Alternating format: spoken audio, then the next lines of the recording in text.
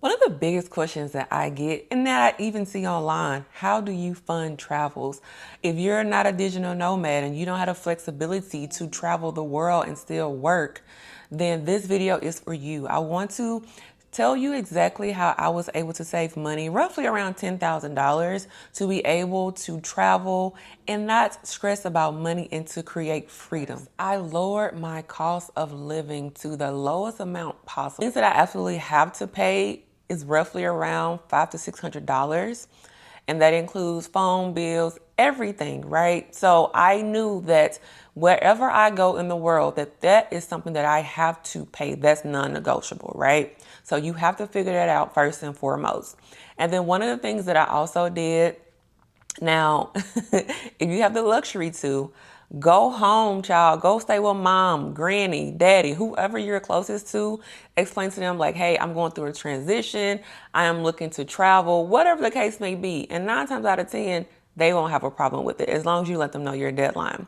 And so another thing that you can also do, I got a roommate for the first part of my journey just because I knew, one, I didn't want to lock in a lease because as soon as I reached my goal, I was out. And so that way I won't mess up my rental history and I always have the luxury to come back because I didn't break my lease or whatever the case may be. So especially like when it comes to my car, I work remotely when I do work. And so that cuts back on a lot of transportation expenses. So that means if you're not driving your car, guess what you don't have to pay for? A oil change every 3 months, 4 months, however your car runs. You're not spending money on gas. I wasn't getting insurance, y'all. Like if I needed to go somewhere, guess what I was doing? I was using somebody else's car or I was ordering things that I need to come directly to my house. So that way I was cutting back on any possible chances of me spending unnecessary money because if I'm driving a car, we already know when you start saving money, that's when you have car problems. All the problems come about, right? And so those are some of the things that I did to lower my expenses. So the next thing I did, I removed any unnecessary expenses rather. So making sure I was tracking where my money was going, tracking my spending, checking my subscriptions on Apple, checking my email, just to see that I wasn't having any type of trials that had expired and I forgot to cancel them, things of that nature. And also what I did, I made sure that I unsubscribed to all of the sales emails. I deleted apps off of my phone just so I wouldn't have that temptation because as soon as they send you a notification like, hey, the item in your cart is on sale, I'm like, ooh, let me go see how much it costs.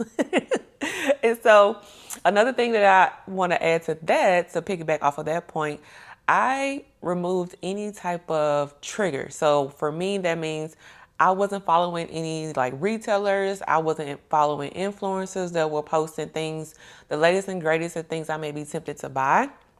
And so I know that we just can't live life like Mormons, but in the same token, I had to learn how to delay instant gratification because nothing is more fulfilling when you get something new in the mail. When you get that email or that text that say, hey, your package has arrived. So I had to remove that and get very intentional and just ask myself like, hey, is this going to create income or is it going to delay my goal that I have for myself when it comes to my travels? I found ways to create money. And so what that looked like for me is I went through my closet because I used to be a label whore. I'm not going to hold y'all, but now I shop at Walmart. But I went through these items and I'm like, hey, I got Christian Louboutin in the closet. I got Gucci. I got Fendi. All of these things that I no longer care about. And furthermore, I don't even use. So let me place it on Poshmark. And I kid you not, all the stuff that I sold, 4 or 5 items that paid for my first month in Africa. Another thing that I did, well, my brother, he invited me out to Alabama and he was saying that he needed some content for a community property event that they were holding, as well as some units that need to be shot. So I was able to go out to Alabama to do that. And one, I created some income and I learned how to invoice people and doing edits and what that looked like when it comes to feedback from the people that I'm making content for.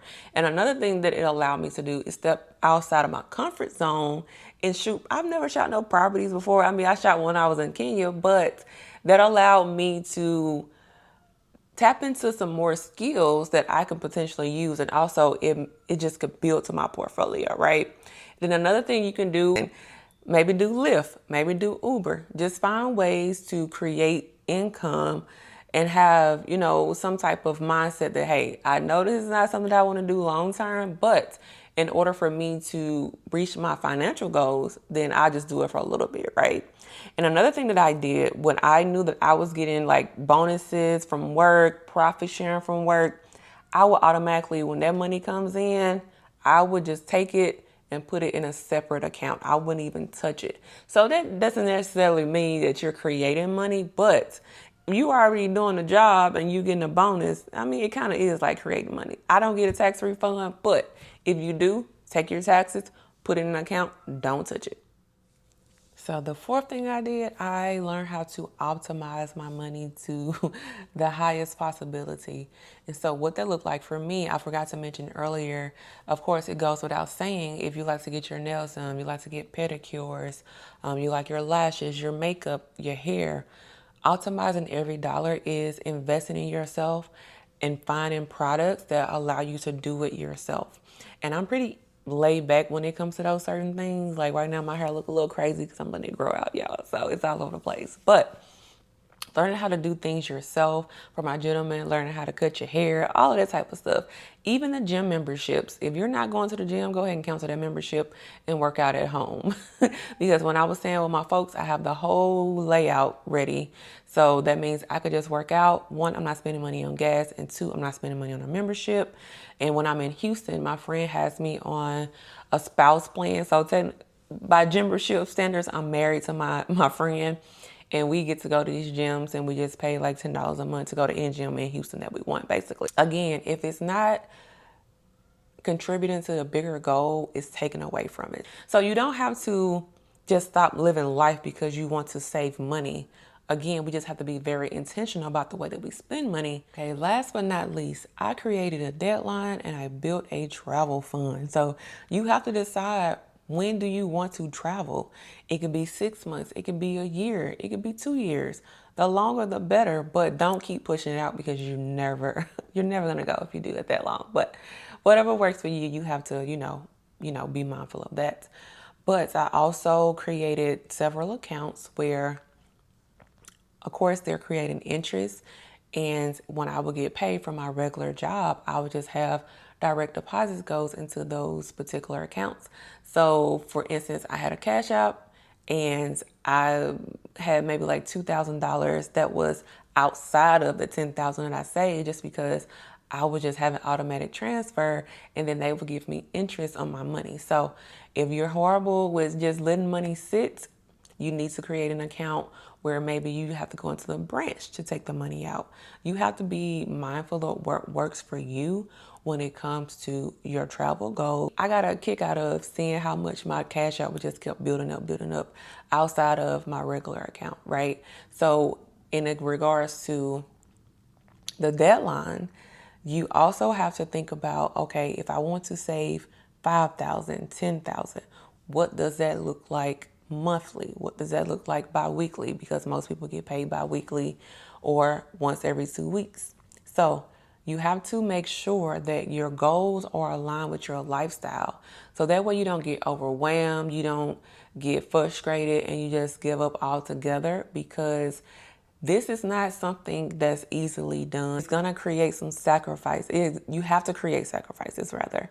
And life is gonna get a little bit bored. You're gonna have to turn down the group trips, and you're gonna have to turn down the happy hours or the dinners, the birthday dinners and things of that nature. But ultimately, it's going to create the freedom so when you travel, you don't have to worry about your income as long as you budget for your travels. So to sum everything up, this is just what I did.